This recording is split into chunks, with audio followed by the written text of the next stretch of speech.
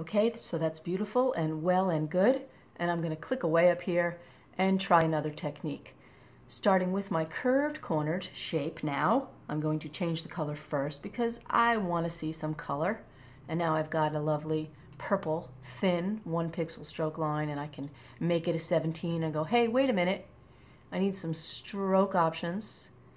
And I'm going to go to, well, I could go with my tech grid right there, but I don't want to. I'm going to choose a whole different category and choose crayon. And from the crayon settings, I've also got rake, which is very groovy. I'm going to decrease the thickness of my rake stroke and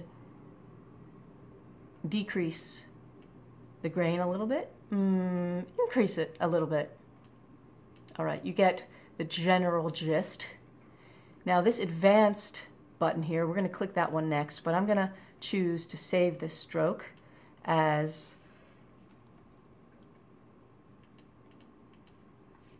Big Fun Rake. And I have to remember that that's in the crayon area to find it again later. So I'm going to click away, and let's try this wavy line with the beginning of this wavy line will be a marker. Felt tip, light marker. And can't see it very well now, can we? It's too thin. Now we have the kind of semi-transparent marker look, and what I like on this curved line is it's starting to look rather calligraphic, like calligraphy. I'll give it a different color. Stay within the same general color palette here. We'll just pick another coolish color. Got the teal going now.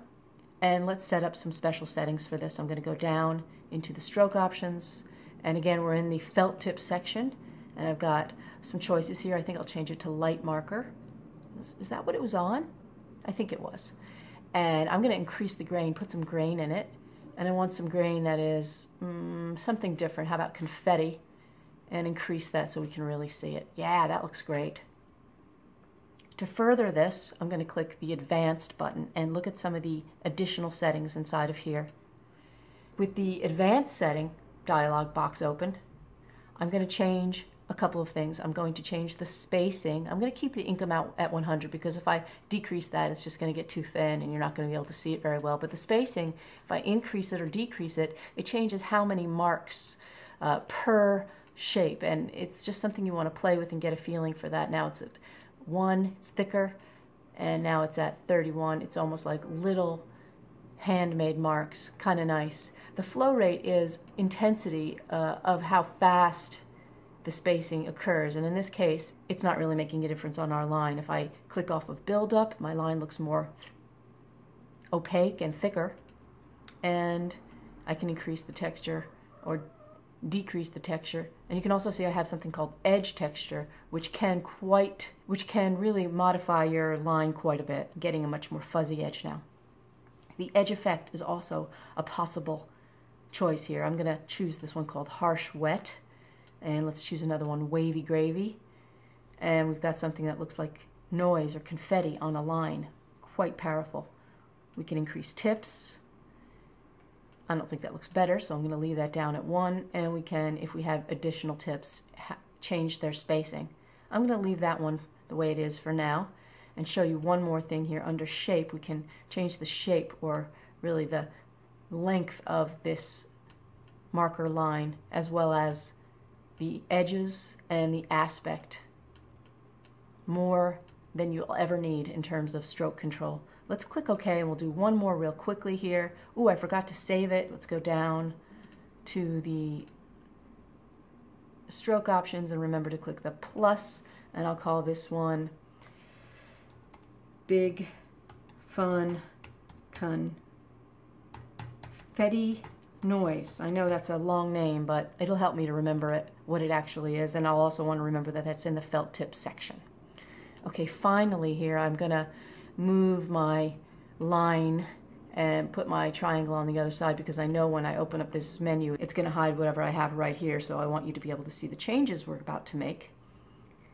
And again, I'm going to give it a new color first.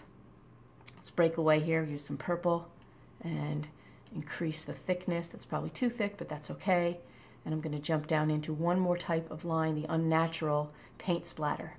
Now, paint splatters are a lot of fun, and you'll notice that the color in a paint splatter line does vary a bit. So let's play with those options. We're going to go to Stroke Options and click the Advanced tab, and I'm going to go into the spacing and decrease that a little bit so I get more blobby paint, and the flow rate again isn't really giving us much of a change on this brush. I have 2 tips. What if I have 3 tips here? 3. So now I'm getting something that is really unusual and unique. Let's look at shape. I'll play with the shape a little bit. Let's try a square. Let's put it back to a non-square. And again, edges are being affected with this slider, and the aspect is really changing the angle of the brush tips with the angle slider and the aspect. All right, it's wonderful. I love it, except for one more thing here. And that is saving this last stroke option. And I'll click the plus button one more time here. Remember, this is under the unnatural setting. And I'll call this, shorten the name this time, BFA for Big Fun Arts Paint Splatter. Okay, I'm going to click away, and once again, it's your turn to play with these settings. I hope you have enjoyed this lesson, and I do look forward to presenting the next lesson to you, which is going to be working with compound paths in Fireworks CS4. See you soon, and have big fun!